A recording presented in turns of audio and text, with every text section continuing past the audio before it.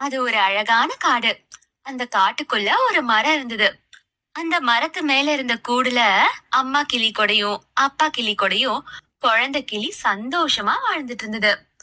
ஒரு நாளைக்கு அப்பா கிளி சொல்லுச்சு, ரொம்ப நேரம் ஆன மாதிரி இருக்கே. நான் இப்ப போய் சாப்பாடு தேட ஆரம்பிக்கலனா நமக்கு சாப்பிடுறதுக்கு எதுவுமே கிடைக்காது. நான் இப்ப கிளம்புறேன். அப்படி சொல்லிட்டு அப்பா கிளி அங்கிருந்து போயிடுச்சு. அம்மா கிளி சொல்லுச்சு, செல்லம், நான் திரும்பி வர வரைக்கும் நீ பத்திரமா இங்கேயே இருக்கணும். ரெக்க வந்துருச்சு, நீ பாட்டுக்கு பறந்து போக கூடாது.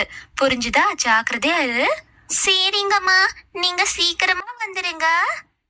அப்படி அம்மா கிளி அங்கிருந்து போயிடுச்சு. கொஞ்ச நேரம் கழிச்சு அம்மா கிளி திரும்ப வந்தது.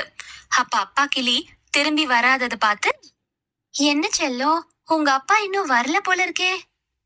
இன்னும் வரலமா. ஐயோ, இவ்ளோ நேரம் ஆகியும் ஆளை காணுமே. எனக்கு என்னவோ ரொம்ப பயமா இருக்கு. சரி, நான் போய் என்னன்னு பாத்துட்டு வரேன். நீ எங்கேயும் போகாம ஜாக்கிரதையா இரு. அப்படி சொல்லிட்டு அம்மா கிளி அப்பா கிளிய தேடி போச்சு.